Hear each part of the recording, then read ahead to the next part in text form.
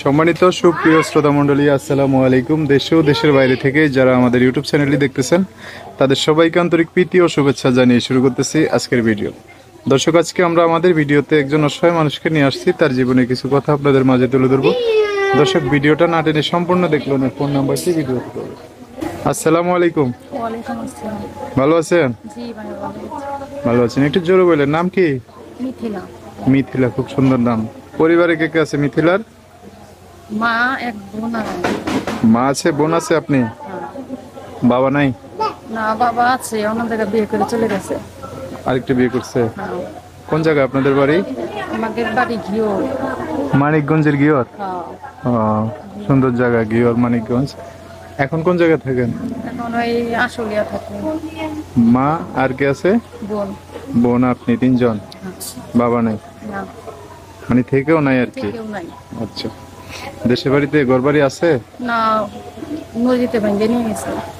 ওই যে ওই দিক দিয়ে তো নদী ভাঙে, ওই দিক দিয়ে। ঘিওর ওই জায়গা নদী আছে না, ভেঙে নিয়ে গেছে।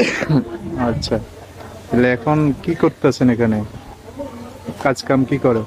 এই জায়গা বাসা বাড়ি কাজ করি, আর রাত্রে টেইলার্সের কাজ করি বাসায়। বাসায় টেলার্সের কাজ করেন? নিজস্ব বাসা? না, ভাড়া থাকি। ভাড়া থাকেন? মানে হচ্ছে টেলার্সে যে কাজটা করেন, এটা নিজস্ব মেশিন নাকি কারোর বাসা? না, আমার নিজস্ব মেশিন নাই। হ্যাঁ। মানে কাজ করে, ওর লগে একটু সহযোগিতা করি, আমার কিছু টাকা দেয়। কিছু টাকা দেয়? আপনার মা কি করে? আমার মা অসুস্থ, কোনো কাজ করতে পারে না। আগে বাসা বাড়ি কাজ করতো, করতে পারে না। এখন অসুস্থ?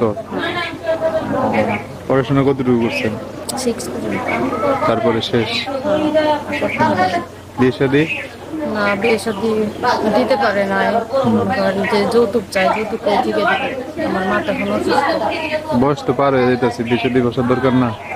দরকার তো, যৌতুকের জন্য তো মা দিতে পারতেছে না। বাবা থাকতে তো নাই, মনে করেন বাবা তো চলে গেছে, এখন আমার তো। ও, এই অবস্থা। এখন যৌতুক ছাড়া যদি কেউ বিয়ে শাদী করে, বসবেন? অবশ্যই, সারা জীবন যদি আমার পাশে থাকে, আমার সুখ দুঃখে কি হয়, তাহলে আমি বিয়ে করবো। আমার মাকে যদি দেখাশোনা করে তাহলে।